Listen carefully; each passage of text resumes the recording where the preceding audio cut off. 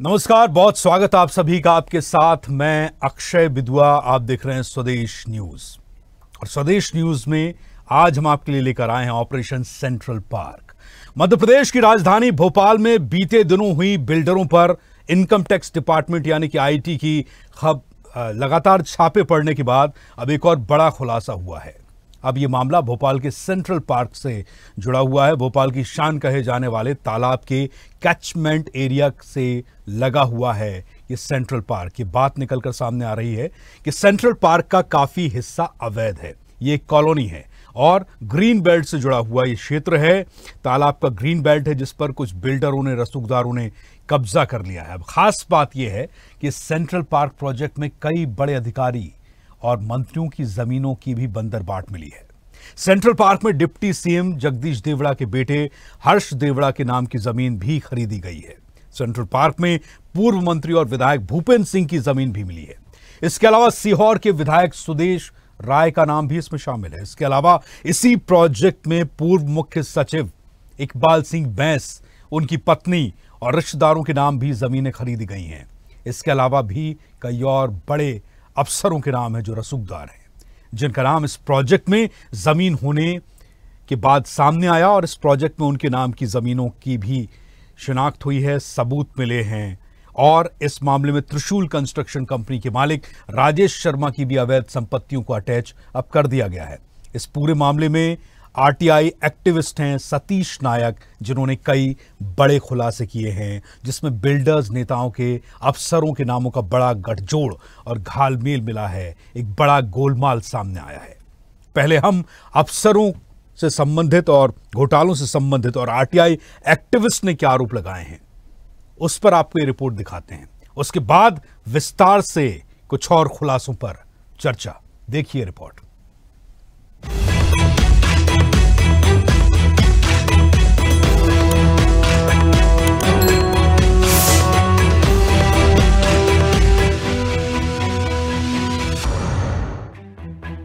भोपाल के central park project को लेकर दिसंबर 2025 में भोपाल में 2 दर्जन से अधिक ठिकानों पर इनकम टैक्स विभाग ने छापे मारे थे। इसी मामले में इनकम टैक्स डिपार्टमेंट त्रिशूल कंस्ट्रक्शन के मालिक राजेश शर्मा की संपत्ति अटैच कर चुका है। आईटी ने राजेश शर्मा की लगभग 400 करोड़ रुपए की बेनामी संपत्ति अटैच की थी। राजेश शर्मा का कुणाल बिल्डर्स के जॉइंट वेंचर में सेंट्रल पार्क प्रोजेक्ट में काम चल रहा था, जो अभी भी जारी है। सेंट्रल पार्क प्रोजेक्ट में कई आईएएस अधिकारियों, नेताओं, मंत्रियों के रिश्तेदारों आदि के बड़े नाम सामने आने से हर कोई हैरान है। ये प्रोजेक्ट भोपाल की लाइफलाइन बड़े तालाब के कैचमेंट इलाके में है। दरअसल सेंट्रल पार्क की लगभग 500 करोड़ की जमीन को भोपाल विकास प्राधिकरण की थी, जिसे बिल्डर्स ने हड़प कर उसमें फार्म हाउस और प्लॉट काट दिए। सेंट्रल पार्क की जिस जमीन पर कुणाल बिल्डर्स द्वारा फार्म हाउस काटे गए हैं, वह जमीन वर्ष 2008 में भोपाल विकास प्राधिकरण द्वारा एक्वायर करके और वनस्पति उद्यान के लिए आरक्षित की गई थी। इसके बाद वर्ष 2020 में एक गजट नोटिफिकेशन 27 नवंबर 2020 को एक गजट नोटिफिकेशन जारी होता है, जिसमें दोबारा फिर से उसी ज़मीन के जो खसरा नंबर जो जिनमें सेंट्रल पार्क में फार्म हाउस काटे गए हैं, वह दोबारा से शासन ने उसको अधिकृत किया वनस्पति उद्यान के लिए। और वर्ष 2021 में जब मुख्य सचिव इकबाल सिंह बैंस बने थे, तब उसी ज़मीन को 11 जून 2021 को वनस्पति उद्यान से इसको मुक्त कर दिया गया। दरअसल भोपाल के तालाब के ग्रीन बेल्ट और लो डेंसिटी एरिया में भोपाल के कुणाल बिल्डर की जमीनें हैं। कुणाल बिल्डर्स इस जमीन पर सेंट्रल पार्क के नाम से आवासीय प्रोजेक्ट डेवलप कर रहा है। कुणाल बिल्डर पिछले 10 साल में कई बार इसके लिए परमिशन मांग चुका है। हालांकि लो डेंसिटी एरिया में जमीन होने के चलते परमिशन नहीं दी जा रही थी। बाद में जब 2012 में कुणाल बिल्डर्स और सेंट्रल पार्क प्रोजेक्ट के डायरेक्टर राजेश शर्मा के बीच एग्रीमेंट हुआ, तो होने के बाद से जमीनों के लिए परमिशन मिल गई। अचानक रुकी हुई परमिशन इसलिए मिली क्योंकि अब इस सेंट्रल पार्क प्रोजेक्ट में पूर्व मुख्य सचिव का दखल हो गया था, क्योंकि राजेश शर्मा उनका करीबी था। अब इस प्रॉपर्टी सहित कई जमीनों को जांच एजेंसियां अटैच कर चुकी हैं। भोपाल का सेंट्रल पार्क प्रोजेक्ट भ्रष्टाचार की जीती जागती मिसाल है और सीना तान के ये प्रोजेक्ट बड़े तालाब के कैचमेंट एरिया में अभी भी मौजूद है। वहाँ काम निर्माण कार्य हो रहा है और इस विषय में कई लोगों ने आवाज़ उठाई और लेकिन उनकी आवाज़ सुनी नहीं गई। और हमारे साथ मौजूद हैं आरटीआई एक्टिविस्ट सतीश नायक और इन्होंने भी कई बार इस मामले की शिकायत कई वर्षों से की, लेकिन उस पर कोई सुनवाई नहीं हुई और पूर्व मुख्य सचिव और उनके करीबियों ने ये सेंट्रल पार्क का पूरा प्रोजेक्ट एक तरह से देखा जाए तो बड़े तालाब के सीने पे एक जख्म दिया है, हथियाया है और कैचमेंट एरिया में एक आलीशान कॉलोनी काटी है। हम उन्हीं से बात करते हैं। सतीश जी बताइए कि ये पूरा मामला क्या है। सेंट्रल पार्क का जो सेमनिया गांव है वह पूरा बड़ा तालाब का क्षेत्र है और वेटलैंड अथॉरिटी जो है वेटलैंड नियम 2017 की जो अथॉरिटी बनी हुई है जिसके अंतर्गत उक्त पूरा बड़ा तालाब जो है जहां सेंट्रल पार्क कटा हुआ है वो 250 मीटर का उन्होंने शासन को कहा है कि 250 मीटर क्षेत्र में कैचमेंट रहेगा, पर उस नियम को लागू ना करते हुए मात्र 50 मीटर को निर्धारित करते हुए और उसमें सेंट्रल पार्क नाम से कॉलोनी काट दी, जिसमें 11,000 स्क्वायर फीट के 11,000 स्क्वायर फीट के प्लाट काटे गए जो भोपाल के और अन्य पूंजीपतियों ने जिसका मूल्य बाजार मूल्य मात्र 550 रुपये स्क्वायर फीट है और अन्य जगह का मूल्य जो है वो मतलब कई गुना अधिक है। इसके बाद वहाँ पे उस ज़मीन का खरीद फरोख्त की गई और उसमें सीधा 2 नंबर का पैसा इन्वेस्ट किया गया। किन किन लोग, कौन कौन से वो लोग हैं, वो नेता है, वो IAS अधिकारी हैं जिनका सेंट्रल पार्क में प्लॉट है और पैसा लगा है? वो तो मेरे पास अभी लिस्ट है और लिस्ट में उसमें आया है, बहुत सारे लोग हैं, बहुत सारे भारतीय जनता पार्टी के नेता हैं, कई IAS हैं, कई और बड़े पूंजीपति हैं जिनके नाम से जो है नामांतरण हुए हैं। उनके खसरे ये मेरे पास उपलब्ध हैं और इन खसरों में उनके सबके नाम दिए गए हैं। ये खसरे मेरे पास हैं, इनमें सबके नाम दिए गए हैं। इसमें आप सब देख लीजिए किन किन के नाम हैं, उनमें सब में स्पष्ट दिया हुआ है कि इनके नाम नामांतरण हो गया है। उसकी 15 मई 2024 को वक्त कॉलोनी की भवन कहना चाहिए आप TNCP द्वारा उसकी विकास अनुमति स्थगित कर दी गई थी। इसके बाद भी वहाँ पर बेधड़क उससे जो है काम धड़ल्ले से चल रहे हैं। इतना बड़ा मामला हो गया, इसके बाद भी वहाँ मात्र जो FAR है वो 0.06 का है। 11,000 स्क्वायर फीट में 660 स्क्वायर फीट का निर्माण होना है, पर वहाँ जो है 20,000 स्क्वायर फीट एक प्लाट पर निर्माण हो गया है। नगर निगम के अधिकारी, कलेक्टर भोपाल, कमिश्नर नगर निगम भोपाल, कोई उस तरफ नहीं देख रहा है कि इतना बड़ा 20 तालाब के अंदर तालाब जो भोपाल शहर की एक लाइफलाइन है जिसके लिए हम सबको का एक दायित्व बनता है कि उसको बचाना है, पर यहीं के लोग सब मिलकर उस तालाब को ख़त्म करना चाहते हैं। पूर्व मुख्य सचिव और उनके सहयोगी क्या अभी छापे पड़े थे, ED की रेड थी, इनकम टैक्स की रेड थी, उसमें बहुत सारी प्रॉपर्टी सीज की गई है। सेंट्रल पार्क भी उन्हीं में शामिल है। सेंट्रल पार्क भी उसी में शामिल है ना, उसमें उसी के कारण तो उसमें ये सब हुआ है। ये ED ने जो इनकम टैक्स ने जो छापे मारे हैं वो सेंट्रल पार्क को ही लेके तो मारे हैं, तो तब पता चला कि इसमें 2 नंबर का पैसा कहाँ से आया। एक प्लाट की कीमत 50-55 लाख आ रही है और 2 नंबर में उसकी कीमत जो है 4.5 करोड़ रुपये आ रही है, तो वो पैसा कहाँ से किसके पास गया वो उसकी जाँच होना चाहिए। आप पिछले कई वर्षों से ये मामला उठा रहे हैं, तालाब को बचाने की कोशिश कर रहे हैं, कई NGOs भी हैं, आपकी शिकायतों का अभी तक क्या हुआ? कुछ भी नहीं हुआ, सिर्फ नोट शीटों पे मेरे नाम मेरी सब शिकायत का उल्लेख है, पर उल्लेख के अलावा उसमें कोई कार्रवाई आज तक नहीं हुई। आज भी आप BDA उसी मामले को लेके?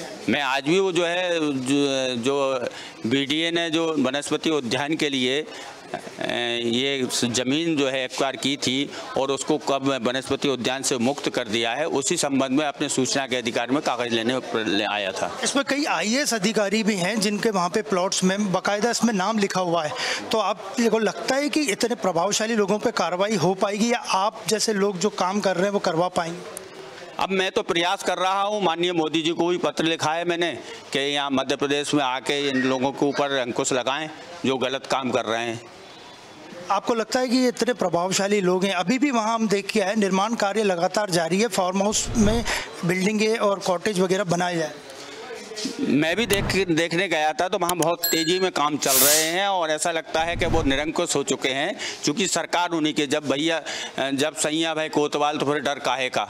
जब स्वयं अधिकारी के, जिन अधिकारियों के भूखंड हैं उनके मकान बन रहे हैं, जो व्यापारी हैं जो अधिकारियों से जुड़े हुए उनके बन रहे हैं, तो उनको डर किसका है? हम जैसे लोग चिल्ला के ख़त्म हो जाएंगे। हम तो किडनी ट्रांसप्लांट वाले व्यक्ति हैं, आज नहीं तो 2 साल बाद, 1 साल बाद, 15 दिन बाद या कभी भी हमारी मौत आ सकती है। और वो तो अपने आप को काम करते रहेंगे, बहुत बड़े तालाब को ख़त्म कर देंगे। आने वाली पुश्तें ये कहेंगी, हमारे आने वाले बच्चे ये कहेंगे यहाँ कभी तालाब हुआ करता था। ये स्थिति भोपाल की आपको लगता है कि आगे भी कुछ कार्रवाई की संभावना लग रही है आपको? अब अगर यहाँ नहीं मानेंगे तो मैं तो हाई कोर्ट जाऊँगा इसमें, और हाई कोर्ट से रिलीफ मांगूंगा कि भाई इसमें जो है कार्रवाई की जाए इन लोगों के विरुद्ध। सरकार पिछली बार जो थी, पूर्व मुख्य सचिव उस वक्त यहाँ जॉब में थे, तो आपने उस वक्त भी शिकायत की थी, उसका क्या हुआ? मैंने तो 2022 में जिस दिन इनको 30 मार्च 2022 को इनको विकास अनुमति जारी की थी TNCP ने, उसी समय मैंने शिकायत की थी, पर तब से आज तक कोई कार्रवाई नहीं हुई। एक भी कार्रवाई किसी अधिकारी ने की हिम्मत नहीं हुई कि उसमें कोई कार्रवाई कर दे, क्योंकि माननीय चीफ सेक्रेटरी महोदय इकबाल सिंह बैस थे, तो किसी की हिम्मत नहीं थी। वो तो प्लाट भी उन्हीं को बेचे जाते थे जो अब माननीय इकबाल सिंह बैस साहब जो है यस करते थे कहाँ इसको प्लाट बेचना है। और जब सेंट्रल पार्क बना है उसके देखा था कि आगे भी वहाँ कैचमेंट एरिया में बहुत से डेवलपमेंट होना शुरू हो गए, इस पर भी आपकी नज़र बनी हुई है? वहाँ पे और भी मैंने शिकायतें की हैं, आसपास बिल्कुल कुछ भी जहाँ पे जो निर्माण हो गए हैं उनकी सबकी कैचमेंट के अंदर जो जितना भी एरिया है उसको बड़े तालाब को, झील संरक्षण वालों को, नगर निगम भोपाल को देखना चाहिए, पर देखते नहीं है। शिकायत करने के बाद उस पर शिकायत का निराकरण नहीं करते और काम धड़ल देते। NGT में भी इस मामले को लेके केस दायर है? मैंने NGT में भी लगाया था ना केस, उसमें भी लगाया था बड़े तालाब को लेके, पर बड़े तालाब वो तो NGT तो सिर्फ आदेश जारी कर देता है कि इसमें शासन इसमें कार्रवाई करे, पर शासन करता नहीं है। अब आगे इस पूरे मामले में क्या होगा? सेंट्रल पार्क सीज भी हो चुका है, इसके बाद भी ये मान नहीं रहे। अब माननीय उच्च न्यायालय में मैं जब याचिका दायर करूंगा, वहाँ से जो निर्देश होंगे फिर पता होगा। सेंट्रल पार्क में प्रभावशाली लोग हैं, पूर्व मुख्य सचिव और उनके करीबी हैं, आपको कोई खतरा लगता है? खतरा होगा तो क्या करेंगे? मैं तो वैसे किडनी ट्रांसप्लांट वाला हूँ, ज़्यादा से ज़्यादा जान लेंगे और क्या करेंगे। इससे क्या होगा बताओ ना, मुझे तो आज नहीं तो कल मरना है। उनके द्वारा अगर भगवान ने सोचा होगा कि किसी के द्वारा मुझे मौत दी जाएगी तो वो वैसे हो जाएगा, मर जाऊँगा मैं। इसमें कुछ प्रभावशाली लोगों के नाम जो आपने पढ़े हैं बताना चाहें? नहीं, प्रभावशाली क्या है, उसमें बहुत सारे लोग हैं, अब वैसे नाम मुझे ध्यान नहीं आ रहा है, पर बहुत सारे लोग हैं जिनके नाम हैं उसमें। अब मैं पढ़ के बता देता हूँ उसमें जी। इसमें कुणाल ब्रदर्स है, राधिका शर्मा पत्नी श्री राजेश शर्मा, सर्वेश प्रेमचंदानी, राम प्रेमचंदानी, राघव देवड़ा, जगदीश देवड़ा, सौरभ अग्रवाल, पिता घनश्याम प्रसाद, रितेश हरवानी, इंद्राज बहुमल, राधिका शर्मा, राजेश शर्मा, राजेश शर्मा, मीनू गोयल, युवराज गोयल, कनिका कल्याणी, सुमित कल्याणी, गौरव जैन, नेमीचंद जैन, वैभव गोयल, हरिनारायण गोयल, ऋषु कटारिया, आलोक कटारिया, सैयद वकार हुसैन, सैयद अजगर हुसैन, सुदेश राय, गेंदालाल राय, हर्ष देवड़ा, जगदीश देवड़ा। आपको लगता है कि ये जो नाम है इन पे लगातार आप शिकायत कर रहे हैं, इन पे कोई असर हुआ है? अभी तक तो कोई असर नहीं हुआ, क्या होगा? मैंने एक बार एक और आपको बोला ना, जब सैया भाई कोतवाल तो डर काएगा, जब हम खुद ही सरकार चला रहे हैं, हम ही खुद अधिकारी हैं, तो कौन करेगा? अभी किसी गरीब की कोई झुग्गी बन जाएगी तो तोड़ने चले जाएगी नगर निगम, तुरंत हटाई जाएगी। किसी अधिकारी में हिम्मत है जो उनके बंगलों पे अब जो निर्धारित मापदंड है 006 का, जो है 0.06 का FAR है, इसके बाद धड़ल्ले से बन रहा है, सब मीडिया दिखा रही है, इसके बाद भी काम नहीं रुक रहा है। तो इससे बड़ी बात क्या होगी कि कहा ना कि जो कहावत सही है, चरितार्थ है कि सही है भाई कोतवाल तो डर का है का, यही है ना। मतलब आप देखे अभी भी चल रहा है काम, ना कमिश्नर नगर निगम भोपाल की हिम्मत है कि वो कार्रवाई करे, ना कलेक्टर भोपाल की हिम्मत है कि वो कार्रवाई करें। किसी की हिम्मत है वहाँ जाके करने की कार्रवाई? तो ये थे हमारे साथ आरटीआई एक्टिविस्ट सतीश नायक, और उनका साफ कहना था सेंट्रल पार्क प्रोजेक्ट के बारे में वे प्रधानमंत्री से शिकायत करने जा रहे हैं और उन्हें इन प्रभावशाली लोगों से कोई खतरा भी नहीं है, ना वो डरते हैं। लेकिन प्रॉपर्टी एजेंसियों के द्वारा सीज करने के बाद भी सेंट्रल पार्क प्रोजेक्ट में काम अभी जारी है। वीडियो जर्नलिस्ट मनीष सेन के साथ अनिरुद्ध, स्वदेश news Bhopal. Central park project को लेकर बीते दिनों आईटी ने रेड मारी थी। भोपाल सहित कई जगहों पर ये रेड 3 दिनों तक चली थी। आईटी की रेड के बाद से त्रिशूल कंस्ट्रक्शन कंपनी का मालिक राजेश शर्मा गायब है। इसके अलावा मामले में कथित एजेंट विश्वनाथ समेत इस प्रोजेक्ट से जुड़े लोग फरार हैं। भोपाल में सूरजनगर के पास सेंट्रल पार्क प्रोजेक्ट तैयार हो रहा है। अब जांच एजेंसी सेंट्रल पार्क से जुड़े एसोसिएट्स पर कार्रवाई कर रही है, जिससे सच सामने आ सके। अनिरुद्ध सुनाने, स्वदेश न्यूज भोपाल।